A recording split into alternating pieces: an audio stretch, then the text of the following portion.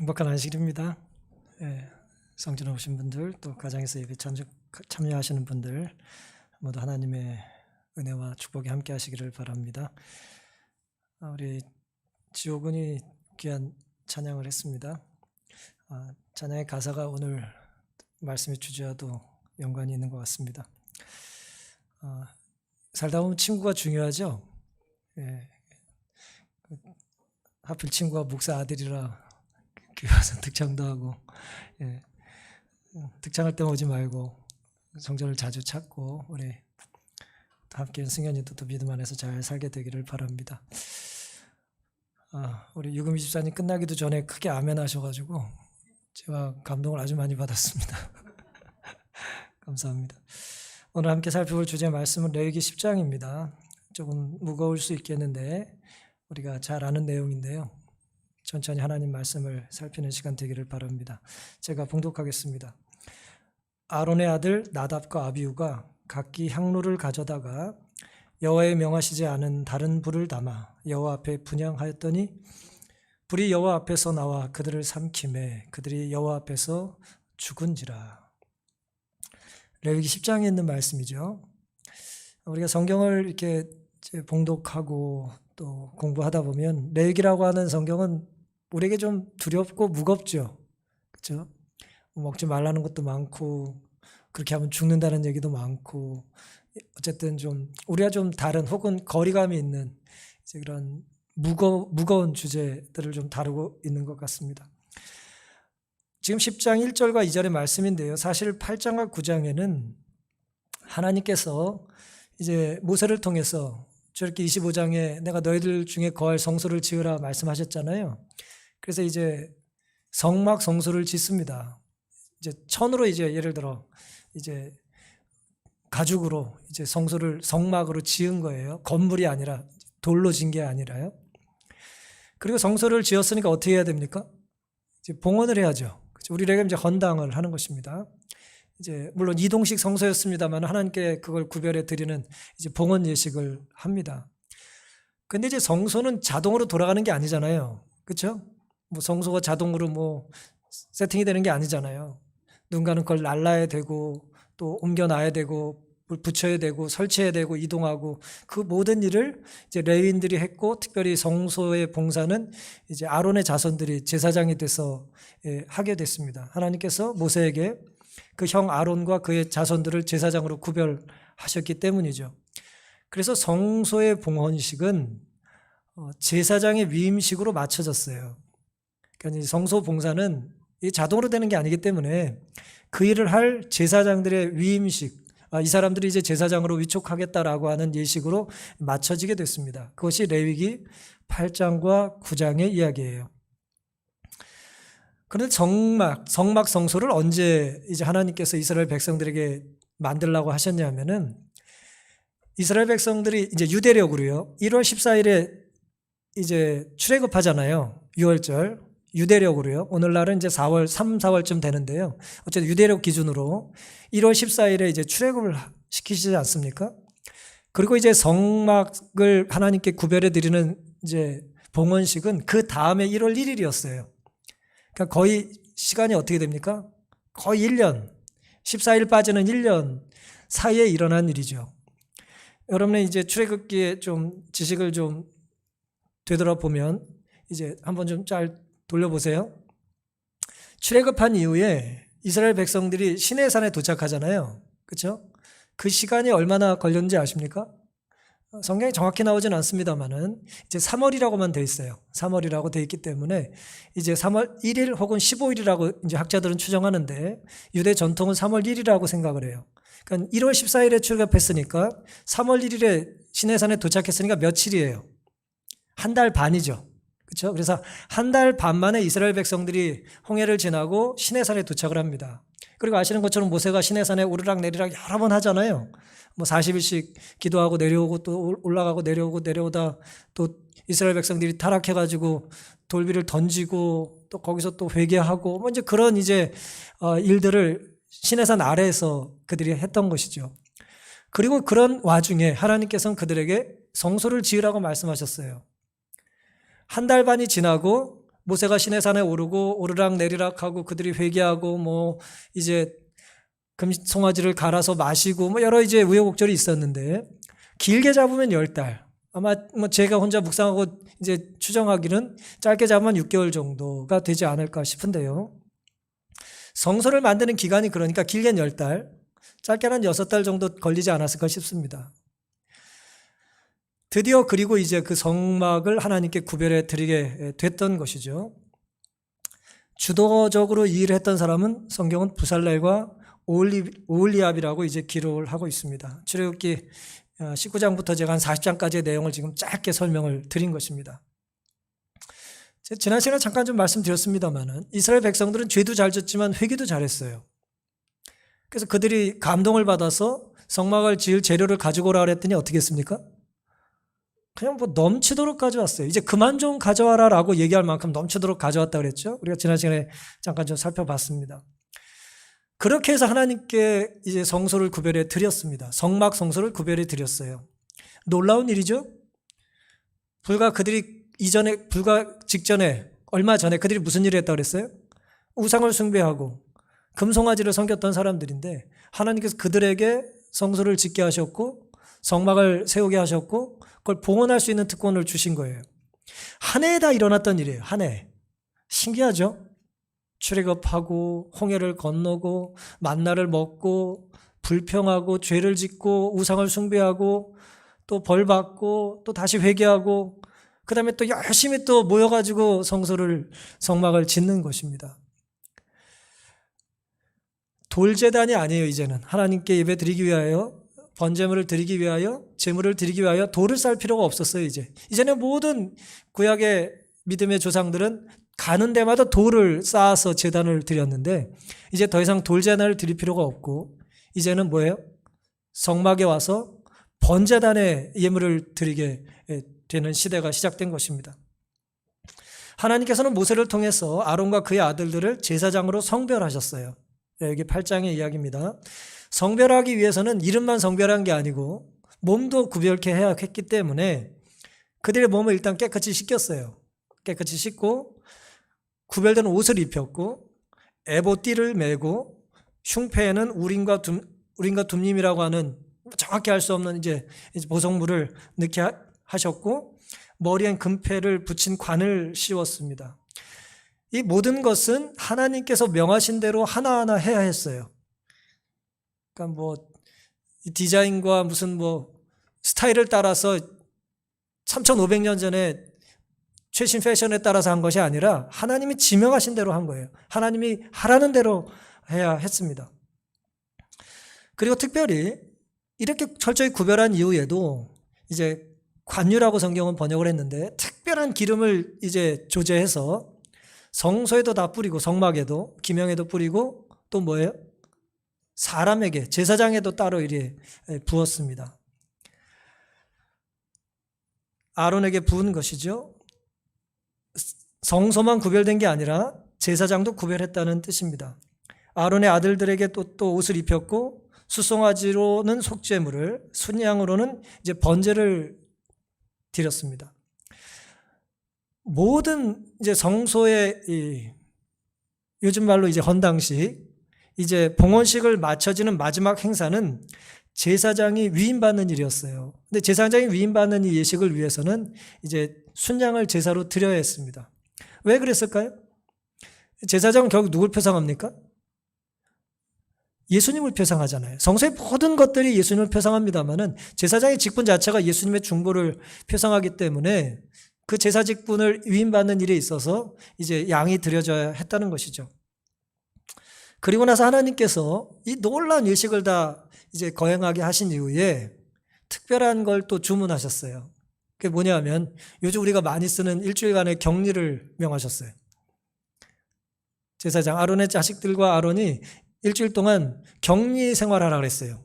어디서 격리해야 했을까요? 성소 안에, 성막 안에만 살라 그랬어요. 성소 뜰 안에. 정확히 이제 회당 뜰에 있었던 것이죠.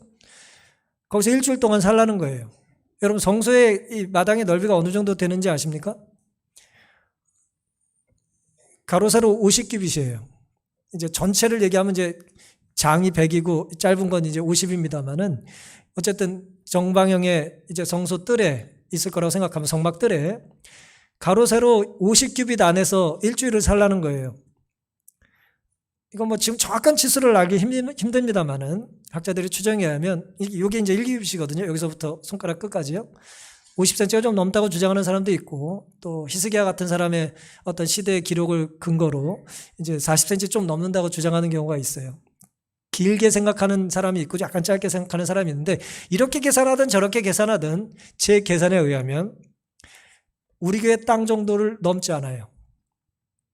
이제 성소 크기가 그렇다는 거예요. 성막들이 그 안에서 일주일을 살라는 거예요. 봉헌식이 끝난 이후에 제사장 위임식이 끝난 다음에 그 안에서만 일주일을 살라는 거예요. 어떤 생리적인 현상을 위해서만 이제 나갔다 왔겠죠. 먹는 것도 그 안에서 해결을 해야 했습니다. 레위기 8장 35절입니다. 너희는 7주야를 회막문에 거하여 여호와의 부탁을 지키라. 그리하면 사망을 면하리라. 내가 이같이 명령을 받았느니라. 모세가 이제 그 아론의 식구들에게 알려준 것이죠. 저희 아이가 뭐 이래저래 뭐 미국을 왔다 갔다 하느라고 격리를 많이 했어요. 근데 뭐 아주 힘들더래요. 아주 뭐 공간에 갇혀 있어야 힘들고, 뭐 휴대폰으로 컴퓨터로 막 밖의 세상이랑 아무리 소통을 해도 갇혀 있는 게 힘들더라는 거예요. 물론 그것보다는 좀 넓죠. 이 성막들이 그것보다는 넓습니다만은 어느 공간에 특별하게 일주일을 갇혀 있는 거예요. 떠나지 않는 거예요. 왜 그러라 그랬습니까? 그래야 죽지 않을 거라 그랬어요. 거길 떠나지 말아야 니들이 안 죽을 거라는 거예요. 놀랍게도 그들이 7일 동안 떠나질 않았어요. 안 죽었어요. 그래서 일주일을 잘 살았습니다. 문제는 제8일째 일입니다. 8일째에 드디어 이제 아론과 백성을 위해서 속죄제와 이제 번제를, 이제 화목제를 구별해 드렸어요. 아론이 대제사장이고 아론의 자손들이 제사장이지만 이들은 죄인이잖아요. 그래서 그들 자신을 위한 제사도 드려야 했습니다. 그게 이제 레위기 9장의 이야기입니다. 9장 23절입니다. 모세와 아론이 회막에 들어갔다가 나와서 백성에게 축복하며 여호와의 영광이 온 백성에게 나타나며 8일째예요. 일주일간의 격리가 끝나고 8일째에 일어난 일입니다. 24절. 불이 여호와 앞에서 나와 단위의 번제물과 기름을 사른지라 온 백성이 이를 보고 소리 지르며 엎드렸더라 그랬습니다. 성소를 하나님께 구별해 드리고 제사장들을 위촉하고 위임하고 일주일 동안 그들을 구별해서 살게 하셨고, 드디어 이제 보통의 첫날이라고 할 수가 있겠죠. 백성들은 하나님께 예물을 구별해 드리고 제사장은 대표로 이제 그들을 대신해서 제사를 드리는 그런 예식을 모세와 아론이 이제 시작하게 된 것인데요. 어떤 일이 있었냐면은 우리가 방금 읽은 것처럼 그들의 제사와 직분을, 봉사를 하나님께서 받으신다라고 하는 표로 뭘 주셨어요? 불을 주셨어요. 불을 내려주셨어요. 그랬더니 그 모습을 보고 백성들이 놀라서 엎드렸고, 그 불이 뭘 태웠다 그랬어요? 단위 번제물과 기름을 살랐다 그랬어요. 여기서 얘기하는 단은 뭡니까? 성소 입구에 있는 이제 번제단을 얘기하는 거예요. 회막 안에 있는 번제단. 번제단에 그 전에 불이 있었을까요? 없었을까요? 당연히 제사를 계속 드렸으니까 있었죠. 근데 그 불에 올려진 제물을 하나님께서 친히 사르시겠다라고 하는 표로 말 그대로 불을 보내주셨어요. 그 불이 모세와 아론도 사를 수 있었을 거 아니에요. 같은 공간이니까. 하지만 하나님의 불이 빗나가는 법이 있을까요? 없을까요? 하나님의 불은 빗나가지 않아요. 뭐 제우스는 번개를 가끔 잘못 던지긴 하는데 하나님은 그러시는 분이 아니에요. 하나님의 불은 반드시 목표물을 맞춥니다. 모세와 아론에게 불이 간 것이 아니고 번제물을 태웠습니다. 왜냐하면 레위기 9장 4절과 6절에는 하나님께서 그들에게, 특별히 모세에게 이렇게 약속을 하셨기 때문이에요. 오늘 너희에게 나타나실 것이다 그랬어요. 하나님의 나타나신 임재의 표시가 불로 역사하는 것입니다. 물론 우리 마음이 혹은 삶이 뜨거워진다 그래서 모두가 하나님의 영이 함께하는 건 아닙니다만은 많은 경우에 하나님의 영은 우리의 마음을 뜨겁게 해요. 내가 이렇게 살면 안 되지. 내가 이렇게 말하면 안 되지. 내가 이렇게 먹으면 안 되지. 내가 이렇게 놀면 안 되지. 내가 계속해서 이런 말을 하면 안 되지. 라고 하는 뜨거움을 우리에게 준다는 거예요. 성령께서 우리의 마음을 뜨겁게 하십니다. 주님이 우리를 부르시고 오늘 들은 찬양처럼 오라고 하시고 두렵지만 주님이 함께 계시기 때문에 내가 이걸 견딜 수 있다고 하는 확신이 생기게 되는 거예요. 유대인의 전승에 의하면 이때 하나님께서 번제단의 제물을 태우셨던 이 불은, 이때 주어진 거룩한 불은 최소한 솔로몬 성전이 파괴될 때까지 보존되었다 그랬어요. 거의 이제 500년, 600년 이상 이제 성소에 이 불이 따로 구별되어 있었다는 거예요. 아마도 더 오래 보존되었을 수도 있다. 하나님은 인간의 역사를 간합하셨다. 인간의 이제 제사장들의 봉사와 이 불을 보관하려고 하는 그 열심, 그 헌신을 받으셨다는 거죠. 성소는 이제 헌당되었다. 제사장들도 마찬가지였다. 모든 준비는 향후 1400년 이상 계속되다가 그 후 하늘 성소로 옮겨지게 될 봉사를 위해 완료되었다. 하늘 성소를 위해서 봉사가 완료됐다는 게 뭐예요? 예수님 십자가에 달려 돌아가시고 이제 하늘로 올라가셨다라고 하는 이 제사장의 직분이 이제 하늘에서 계속된다는 의미를 내포하고 있는 것입니다. 이게 오늘 말씀의 배경이에요. 조금 이제 배경이 좀 길죠? 하지만 이런 배경과 어떤 기본적인 이해를 근거로 기초로 해서 레위기 10장을 이해해야 되기 때문에 그렇습니다. 오늘은 생사의 갈림길 성과 속의 경계선이라고 하는 제목으로 말씀을 드리겠습니다. 오늘 주제 성경절인 레위기 10장 1절과 2절은 이런 모든 거룩한 일들 직후에 아론의 두 아들 나답과 아비후, 다른 아들도 있었지만 맏아들 차남에 대한 이야기예요. 나답과 아비후가 각기 향로를 가져다가, 향로라고 하는 건 이제 숯을 담을 수 있는 이제 난로 그릇이라고 생각하면 됩니다. 여호와의 명하시지 않은 다른 불을 담아 여호와 앞에 분향하였더니 불이 여호와 앞에서 나와 그들을 삼키며 그들이 여호와 앞에서 죽었다 그랬습니다. 우리가 동쪽에 있는 이제 회막의 문을 뚫고 들어오면 제일 앞에 뭐가 있습니까? 번제단이 있죠.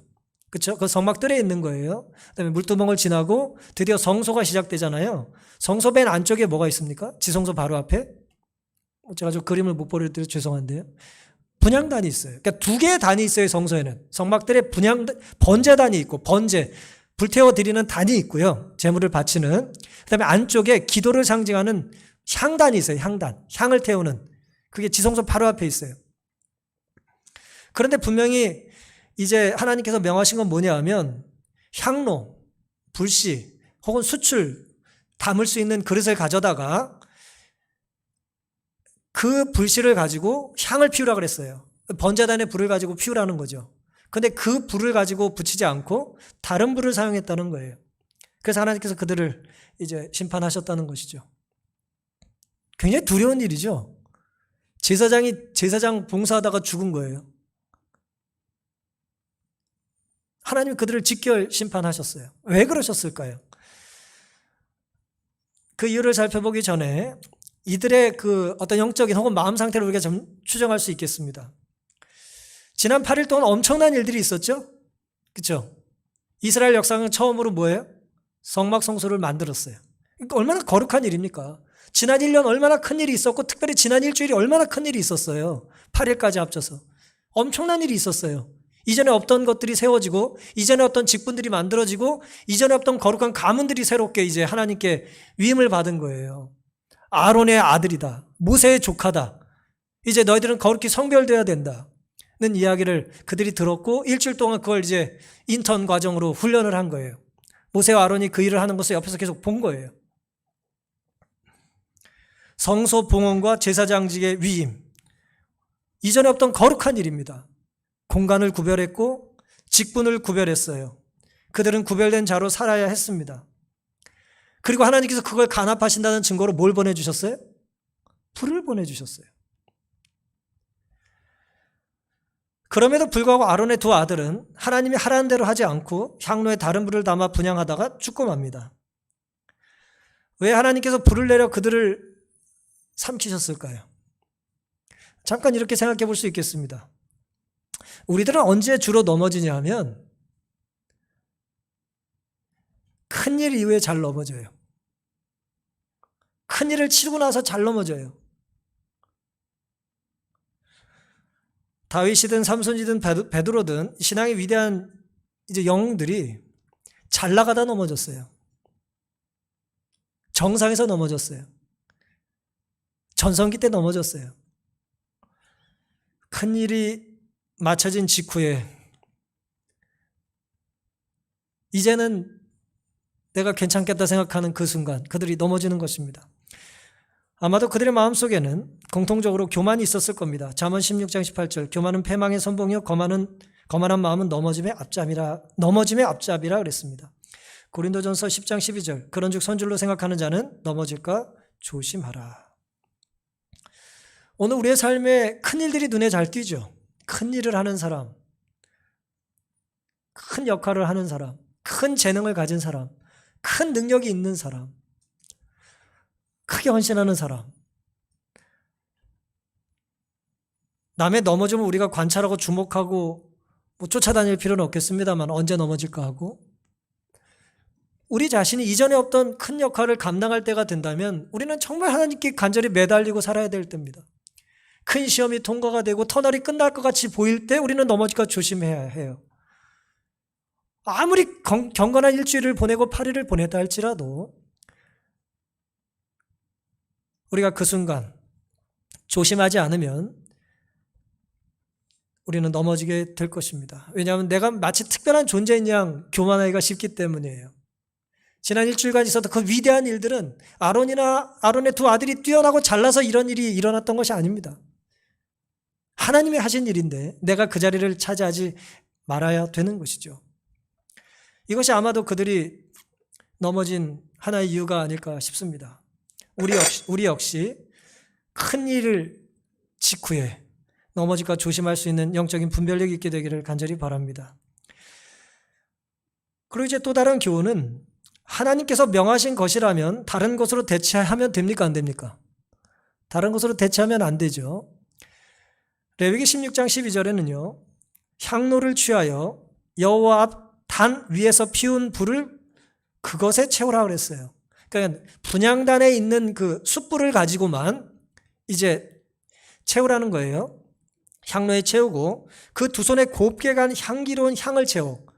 이건 뭐예요? 분향하는 그 단을 이렇게 하라는 거예요. 그리고 장 안에 들어가서 지성소 안까지 들어가서 여호와 앞에서 분향하여 향연으로 증거계의 속죄소를 가리우게 할지니 그리하면 그가 죽음을 면할 것이며. 이 살라는 말을 다른 말로 자꾸 죽음을 면한다는 표현을 썼어요. 우리가 살 수 있는 방법이 뭐예요? 하나님이 하라는 대로 하는 거예요. 번제단에서 숯을 가져다가 그 열기와 그 불을 가지고 향로에 담고 그걸 가지고 향단에 향을 피우고 그걸 가지고 지성소까지 들어가서 속죄 위에 이제 기도의 향이 넘어갈 수 있는 것을 상징적으로 이제 묘사해 준 장면인 것입니다. 하나님 말씀을 다른 것으로 대체할 수 없다는 걸 우리는 알아야 합니다. 온전하게 순종한 것이 아니면 순종한 게 아니에요. 순종이냐 아니냐지 비슷한 순종, 거의 순종 그런 건 없어요. 번제단의 숯불로만 분향단을 채우라고 하셨으면 그렇게 해야 합니다. 그런데 나답과 아비후는 어떻게 했죠? 레위기 10장에 보니까 1절에 다른 불을 담아 여호와 앞에 분향했다 그랬습니다. 드린 것은 맞죠. 하지만 그건 하나님이 드리라고 한 것이 아닙니다. 결과는 같아 보여도 멀리서 보면 과정이 다른 거예요. 출애굽기 30장 10절에는 아론이 1년 1차씩 이 향단 뿔을 위하여 속죄하되 분향단에 이제 뿔이 있으니까 단에 그걸 위해서도 속죄하되 속죄제의 피로 1년 1차씩 대대로 속죄할지니라. 이 단은 여호와께 지극히 거룩하다 그랬어요. 이 단은 번제단이 아니라 분향단 얘기하는 거예요. 이게 지극히 거룩하다는 거예요. 성막 기구의 모든 물품 중에 분향단은 중요성에 있어서 법궤 다음이며 신성성에 있어서 속죄소 다음이었던 것 같다. 본교 주석을 기록하는 내용입니다. 본교 주석에서 매우 중요하다는 얘기예요. 이것은 하나님께서 기도에 얼마나 큰 가치를 두는지를 나타낸다 그랬습니다. 이 향단, 분향단이 나타내는 게 뭐예요? 상징하는 게 향이 지붕이 없으니까 이제 가리긴 했지만 다 막히지 않았기 때문에 분향단의 향이 천장을 뚫고 어디로 가요? 지성소로 들어가잖아요. 예수님의 중보를 상징하는 거거든요. 예수님의 중보 기도를 상징하는 거예요. 이것은 중요하다는 거예요. 기도는 매우 중요하다는 것입니다. 이스라엘의 기도와 함께 올라가는 향연은 그리스도의 공로와 중보, 곧 그분의 완전한 의를 표성하며 그것은 믿음을 통해 그분의 백성에게 전가된다. 그것만이 죄 많은 인간들의 예배가 하나님께 간합될 수 있도록 한다. 우리가 예배드리는 예배를 하나님이 왜 받으십니까? 그리스도께서 중보하시기 때문에 받으시는 거예요. 예수님의 중보가 없다면, 기도가 없다면 우리의 예배는 하늘에 닿을 수가 없는 거예요. 우리가 기도 드릴 때 누구의 이름으로 기도합니까? 예수님의 이름으로 기도하는 거예요. 예수님의 이름이 아니면 우리의 기도가 하늘에 닿을 수가 없어요. 그걸 상징하는 게 분향이에요. 지성소의 휘장 앞에는 끊임없는 중보의 제단이 있었다. 성소 앞에는 끊임없는 속죄의 제단이 있었다. 피와 향으로 말미암아 하나님께 접근하게 되어 있었는데 이것들은 크신 중보자를 가리키는 상징들이었다. 예수님을 나타낸다는 것입니다. 그분을 통해 죄인들은 여호와 앞에 가까이 나아갈 수 있으며 그분을 통해서만, 이게 중요합니다. 그분을 통해서만 자비와 구원이 회개하고 믿는 영혼에게 허락될 수 있다. 예수님을 통해서만 우리가 구원을 받습니다. 믿으십니까? 그게 기독교예요. 그래서 기독교는 배타적인 거예요. 예수님만 우리의 구원이라는 거예요. 다른 길은 없습니다. 다른 이름은 없습니다. 사도행전 4장 12절, 다른 이로서는 구원을 얻을 수 없습니다. 천하 인간의 구원을 얻을 만한 다른 이름을 우리에게 주신 일이 없기 때문이에요. 그렇다면 나답과 아비후는 도대체 무슨 다른 불을 가지고 일을 했냐는 거예요. 다른 불이 어디 있었을까요? 성막에 이제 성소뜰에는, 회당이 아니네요. 그 성소뜰에는 분향단이 있었잖아요. 그렇죠? 번제단이 있었잖아요. 제가 말을 잘못했어요. 번제단이 있었잖아요. 그 번제단에 불 외에 무슨 불이 있었을까요? 그들 일주일 동안 거기서 살았었잖아요. 일주일 동안 살려면 뭐 해야 돼요? 일주일 동안 뭐 생식만 먹나요? 뭐 음식을 데우고 해야 될 거 아니에요. 그렇죠? 지지고 볶지는 않더라도 가져온 음식을 뭐 좀 음식 요리용이든 뭐 데우는 용이든 뭐 가스레인지 같은 게 없으니까, 전자레인지도 없고 뭔가 불이 있었단 말이에요. 이것은 보통의 불을 말한다. 그것은 하나님이 친히 붙이셨기 때문에 거룩하게 된 불이 있는 번제단에서 취한 불이 아니었다. 회막의 뜰에 제사장들이 음식을 마련하는 화로가 있었는데 아마 나답과 아비후는 거기서 보통의 불을 가져왔을 것이다. 뭐 본교 주석은 이렇게 추정을 합니다. 뭐 다른 주석가들은 또 다른 얘기를 뭐 하기도 하는데 어쨌든 핵심은 뭐예요? 이 다른 불이 무엇냐는 중요하지 않아요. 중요한 건 이것은 뭐가 아니다? 하나님이 명하신 불이 아니다는 게 중요해요. 그게 핵심이에요. 온갖 다른 불이 있을 수 있죠. 음식 조리용이든 무슨 뭐 방안을 불꽃놀이를 하기 위한 것이든 뭐 온갖 종류의 불이 있을 수 있어요. 하지만 핵심은 딱 하나입니다. 이게 번제단에서 가져온 불이냐 아니냐가 핵심이에요. 이 다른 불이라고 하는 이 성경의 번역은 사실은 이제 주루라고 하는 히브리 말인데 이 말은 낯선 불이라는 뜻이에요. strange라고 하는 뜻입니다. 이상한 불로도 번역할 수 있고 모르는 불이라고 번역할 수도 있고 낯선 불이라고 번역할 수 있어요. 이 단어의 용례는 구약시대에 이방인들에게도 사용이 됐던 단어예요. 하나님이 모르시는 불 혹은 하나님이 명하시지 않은 불, 그런 뜻이에요. 풀어서 말씀을 드리면. 그런데 나답과 아비후는 불이면 불이지 뭐가 다르냐라고 생각을 한 거예요. 아무거나 갖다 붙이면 되는 거 아니에요? 목공 잡는 게 매라고 아무거나 잡으면 되는 거예요? 하나님이 붙이라는 불이 아닌 다른 불을 가지고 와서 그날 이제 향단에 불을 붙인 거죠. 하나님이 명하신 불이 아니라면 그것은 제사가 될 수가 없습니다. 예배가 될 수가 없는 거죠. 여기서 핵심은 내 정성이 아닙니다. 나답과 아비후는 정성스럽게 일을 한 건 아닙니다만은 내 정성이 하나님의 명령을 대신할 수 있어요, 없어요? 있을까요, 없을까요? 없어요. 정말 정성스럽게 제사를 드렸기 때문에 하나님이 받으시는 게 아니에요. 오해하지 말고 들으세요. 내 정성이 하나님 말씀을 뛰어넘을 수 없습니다. 가인은 정성이 부족해서 하나님께 허락을 못 받은 게 아니에요. 사울도 정성이 부족해서 뭐 그런 게 아니에요.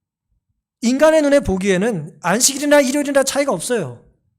그런데 거기에는 하나님의 명령에 의한 것 외에는 다른 구별이 있어요, 없어요? 없어요. 우리가 왜 뭐는 먹고 먹지 말아야 되는지에 대한 차이는 아무것도 없어요. 영양학적인 게 아니에요. 어떤 사람은 자꾸 뭐 생태학적으로도 설명하고 무슨 뭐 건강적으로 설명하는데 불가능합니다. 설명 안 돼요. 그냥 하나님이 뭐는 하라 그랬고 뭐는 하지 말라는 거예요. 그거 외에 다른 걸 찾으면 안 됩니다. 그런데 놀랍게도 그것은 극히 중대한 구별인데요. 그 구별로 삶과 죽음이 구별됩니다. 그게 레위기 10장의 교훈이에요. 우리가 보기엔 차이가 없어요. 똑같은 24시간이잖아요. 똑같은 불이잖아요. 똑같은 옷이잖아요. 근데 하나님이 구별해 놓으신 시간과 하나님이 떼어놓으신 공간은 구별해야 된다는 거예요. 음주는 두렵습니다. 뭐 여기 계신 분들 중에 뭐 음주를 뭐 누가 하시겠습니까마는 음주의 문제는 뭡니까? 인간의 신체와 도덕성과 영성을 마비시키는 거예요. 아무리 이번에 뭐 금메달을 딴 운동선수라 할지라도 술을 뭐 한 말 마시고 나서 운전하면 사고 납니다. 제가 설교 준비하면서 음주가 일으킨 사고를 제가 통계청 들어서 좀 자료를 좀 찾아봤는데요. 얼마나 많은 사고들이 폭력이 음주로 인해서 발생되는지 말할 필요가 없을 만큼 심합니다. 작년 통계에 의하면 한국에서의 통계예요. 음주 사망사고가 매일 한 건씩 일어나요. 술을 안 먹으면 안 죽을 사람이 죽는 거예요, 지금. 누굴 죽이는 거예요. 하루 평균 50건씩 발생한다고 지금 통계가 돼 있어요. 이거보다 훨씬 많을 겁니다. 이 통계 잡히지 않는 게 많으니까요. 술 취한 자의 눈은 믿을 수 없습니다. 술 취해서 한 말은 믿을 수 없는 거예요. 술 취한 행동에는 책임의식을 느끼지 않아요. 도덕성이 마비되고 영성이 무너지기 때문에. 예외가 없습니다. 술에 강한 사람은 있을 수 없어요. 간이 좀 튼튼할 수는 있지만 아무리 술이 강해도 술을 많이 먹을 수는 있지만 술을 먹고도 도덕성과 영성이 유지될 수는 없어요. 이사야 28장 7절에 이 유다 사람들도 포도주로 인해 옆걸음치고 독주로 인해 비틀거리고 제사장 선지자도 독주로 인해 옆걸음치고 포도주에 빠지며 독주로 인해 비틀거리며 이상을 그릇 풀며 재판할 때 실수한다 그랬습니다. 여러분, 저희가 건축과 관계돼서 이래저래 재판할 일이 많은데요. 우리의 소송을 담당하는 판사가 술 먹고 들어오길 우리가 원합니까? 우리를 변호하는 사람이 술 먹고 변호하길 원하나요?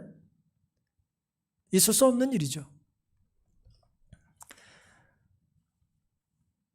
오늘 말씀의 교훈이 물론 술 먹지 말라는 건 아니에요. 근본적인 교훈은 그건 아니죠. 술을 먹으면 뭐 죄를 짓는 건 맞지만 술 그 자체가 이 죄의 원인은 물론 아니죠.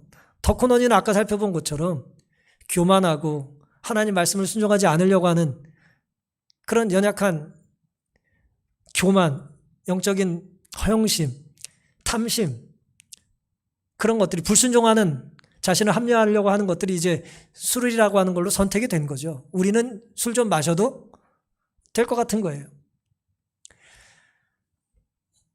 우리가 오늘 술에 취해 살지는 않는다 할지라도 우리 역시 무엇인가 취해 사는 게 있다면 이 성과 속의 경계를 내가 마음대로 넘어다니는 것은 위험하다라고 하는 걸 우리가 기억할 수 있게 되기를 간절히 바랍니다. 15세기 네덜란드에 뭐 미술을 좀 잘 아시는 분들은 이 그림을 아실지 모르겠는데요. 얀 반 에이크라고 하는 위대한 이제 화가가 있었는데 이 사람이 1443년에 그린 유화랍니다. 이 그림의 제목은 아르놀피니 부부의 초상이에요. 혹시 이 그림 보신 적 있으신가요? 이 아르놀핀이라는 사람과 이제 어쨌든 부인이라고 추정이 되는데 이제 누구는 결혼식의 그림이다. 아니다. 저기는 부인은 이미 죽었기 때문에 결혼했던 혹은 서원했던 것을 기념하는 회고의 그림이다. 뭐 그렇게 이제 학자들은 추정을 합니다.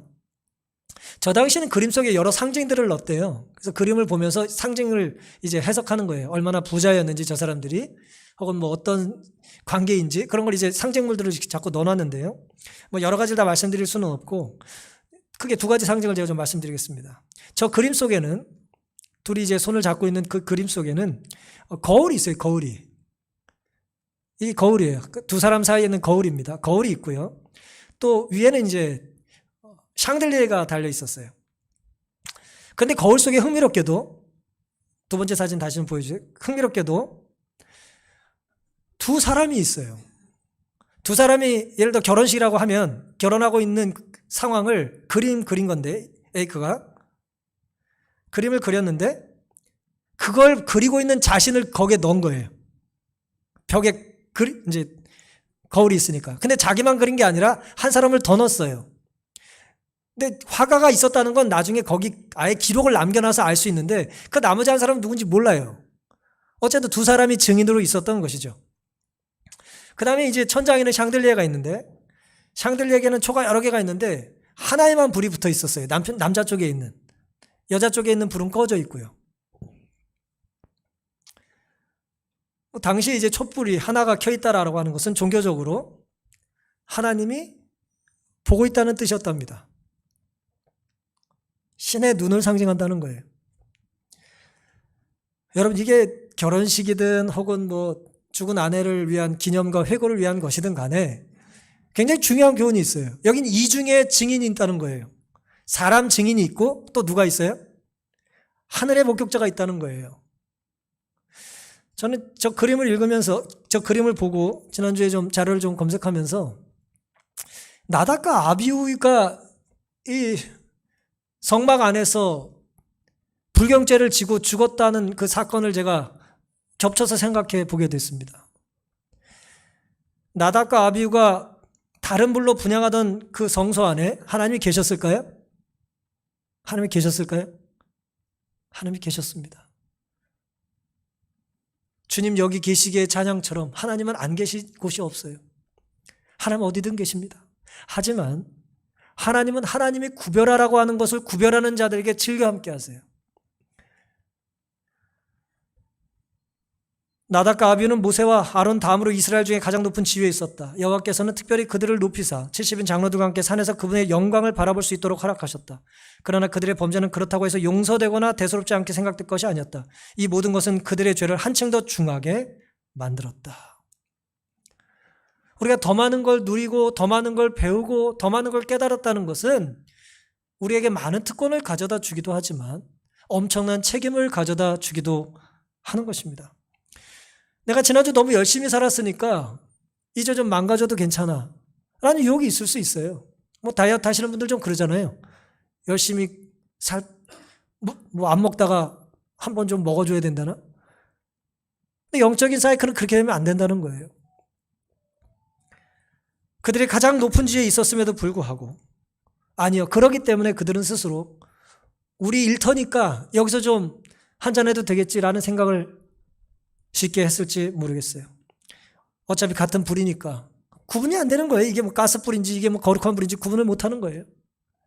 아무 불이나 갖다 붙이면 되는 것입니다. 영적인 교만과 특권의식으로 그들은 금단의 선을 구별하지 못했습니다. 하나님 말씀을 듣지 않으면 우리는 죄를 짓게 돼요.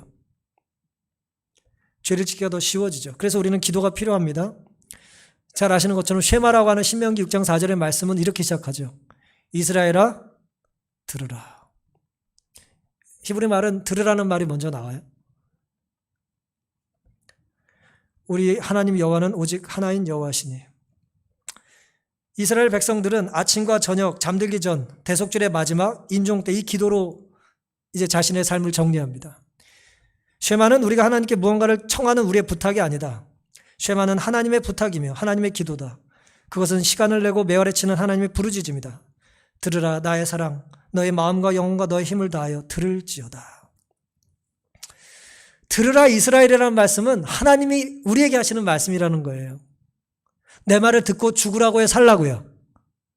내 말을 듣고 살라는 것입니다. 내 말을 듣고 살라는 거예요. 성소에 오고 시간을 구별하고 물질을 구별함으로 너의 삶을 구별함으로 살라는 거예요. 죽으라는 게 아닙니다. 안식일은 우리를 괴롭히기 위해 하나님께서 주신 게 아니에요. 우리를 살게 해주시기 위해서 우리에게 주신 특별한 선물입니다. 그것을 취하여 살라는 거예요. 번제단의 불을 취하여 살라는 거예요. 다른 불을 취하면 죽으니까. 근데 우리는 어리석게도 그게 불편하고 귀찮다는 거예요. 영적인 분별력이 다 사라진 것입니다. 누구든지 하나님의 성전을 더럽히면 하나님이 그 사람을 멸하시리라. 하나님의 성전은 거룩하니 너희도 그러하니라. 우린 이 말씀을 우리 몸 성전에 적용하길 좋아하죠? 먹는 거 구별해 먹어야 된다. 그렇게 적용하긴 좋아합니다. 하지만 오늘 나닷과 아비유의 말씀을 비교해 보면 어때요? 하나님의 성전을 더럽히면 하나님이 그 사람을 멸하시리라. 하나님의 성전은 거룩하니 너희도 그러하니라. 사랑하는 성도 여러분, 아론을 피니 부부가 결혼식을 했던 그 순간, 혹은 그들이 서원했던 그 순간을 기억하고 증인이 있었다 그랬잖아요. 우리 각자의 우리가 살아온 날들 속의 서원에 하나님이 증인으로 함께 하셨을까요? 그리고 하나님 우리가 그 증언과 서원을 지킬 수 있는 삶을 살도록 우리를 격려해 주기를 원하십니다. 우리가 말씀에 충실하게 사는 한, 우리가 즉시 돌이키는 한, 우리가 회개하는 한, 하나님께서는 우리를 죽게 놔두지 않으시고 살려주신다는 것입니다. 여러분의 생사의 갈림길은 어디고 성과 속의 경계선은 어디입니까? 우리가 더 이상 혹은 전혀 우리가 술을 가까이 하지 않는다 할지라도 우리 각자를 무너뜨리는, 성과 속의 경계를 무너뜨리는, 나를 합리화하는 것들이 누구에게나 있습니다. 우리가 그것을 하나님 앞에 좀 더 예민하게 내려놓고 문화 속에서 그걸 이해하기보다는 하나님의 시선으로 우리가 그걸 대할 수 있게 되기를 간절히 바랍니다. 이 교회가 하나님께 구별되는 것처럼 우리의 삶이 하나님께 구별되고 하나님께서 우리를 구별하여 살리기를 원하시는 것처럼 우리의 삶 속에 하나님이 말씀으로 살아계실 수 있는 그런 선택과 다짐이 우리에게 있게 되기를 바라면서 오늘 말씀을 마치겠습니다.